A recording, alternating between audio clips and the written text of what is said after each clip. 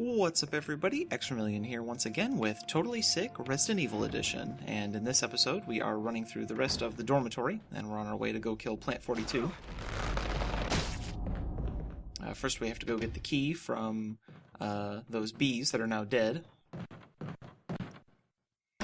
Plant 42 was actually created when a scientist that was working in the Aqua Ring that's below this area, the area that had all the sharks, he went crazy and flooded the area, and the water picked up traces of the T-virus, and then a specific plant at Point 42, which is this next room, started growing into it and then sort of mutated and sort of grew out of proportion.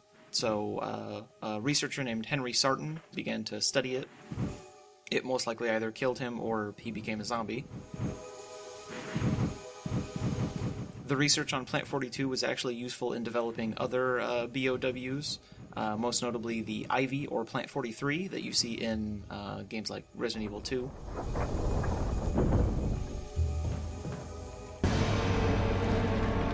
So there it is, this is Plant 42. And I kind of wish I had a more brilliant strategy for fighting this thing, but it basically boils down to tanking all of its hits and standing almost directly underneath it so that you can swipe at it with the knife like a Neanderthal.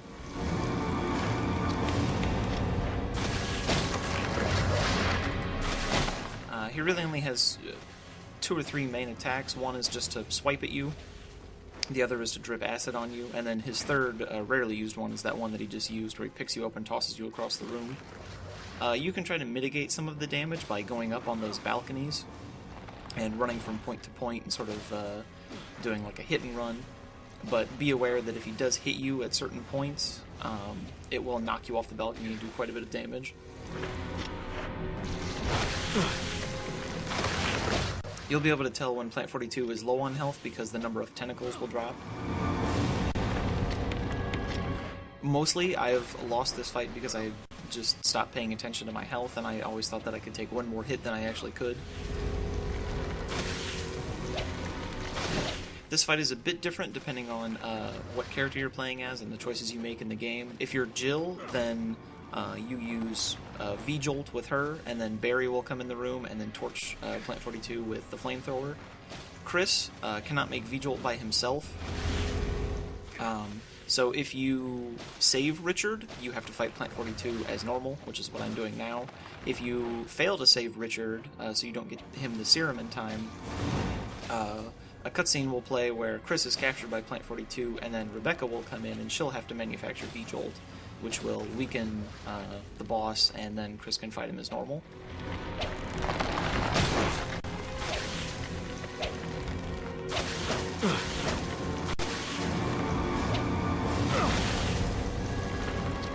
Obviously, the main core of Plant 42 that opens up there is the part that you're supposed to damage, but obviously it can only be reached with projectile weapons, which we have none of, so one more hit should do it.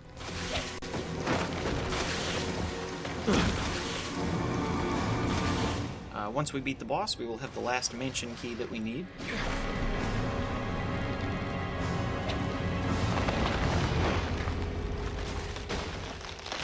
And this is really this guy is probably the hardest boss in the game. I've beaten him with 2 first aid sprays, but you really will most likely need all 3. The good news is that this is the top of the hill, so to speak, so it's all pretty easy from here on out. Even the last boss of the game is actually easier than Plant 42. Be sure to pick up that red herb before you leave. That was by the door because we can pick up a few more herbs and combine them. As you can see, that tentacle no longer grabs us since Plant 42 is dead. I have no idea how this spider doesn't attack me and poison me, but we'll just roll with it. He must have kind of zoned out there for a second.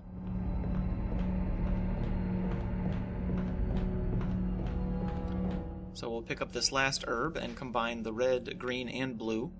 So this one will fully heal us and cure poison, which is useful because on your way back you will be accosted by tiny little snakes, and they usually always seem to poison me on my way back. It should be noted that as soon as you reach the mansion, A cutscene will play which introduces you to the hunter enemies. These enemies replace all of the zombies that are in the mansion except for a few specific parts, and they are obviously way tougher. They're faster, and they can instantly decapitate you.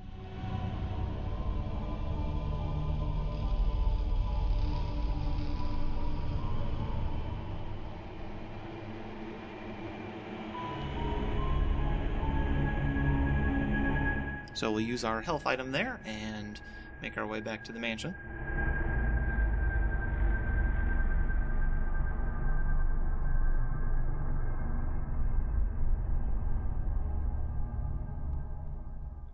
This next area coming up is one of the ones that I mentioned in a previous video where I actually do need to use the stutter step to get up the stairs.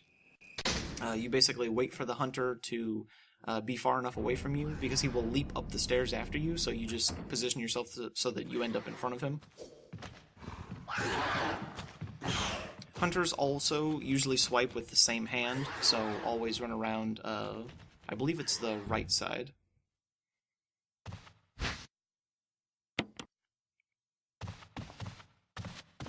So you'll come into this area, and this is a new puzzle for the game.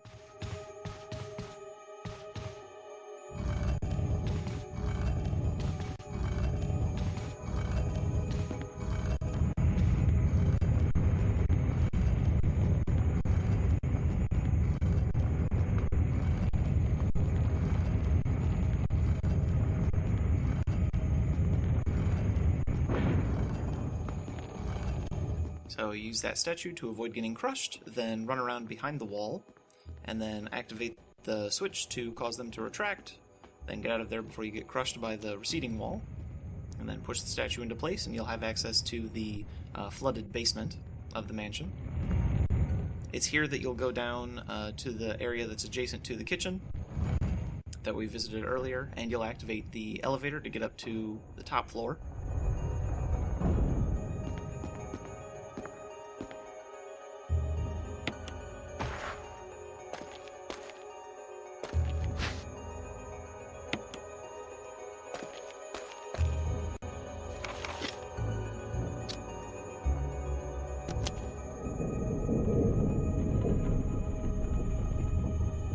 This area also, as you can see, contains the web spinners, but basically if you just run by them, they'll be too late to react.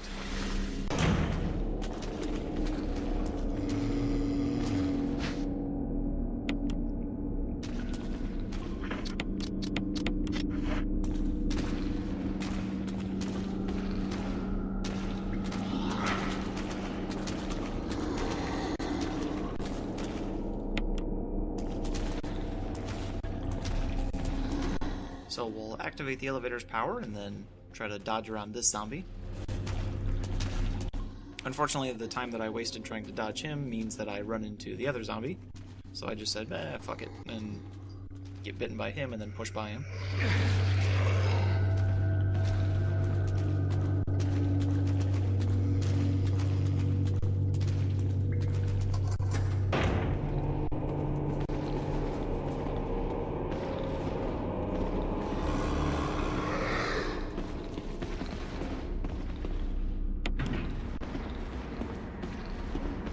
Finally, we'll make our way upstairs, and we'll pick up a battery for one of the elevators, or the little lifts that's outside,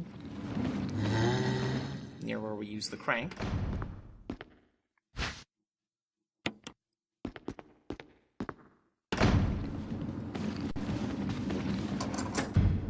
And then finally we make our way back to the medicine safe room that's under the stairs, and we'll save before our next boss fight. But that is pretty much all for this episode, and I will see you guys next time.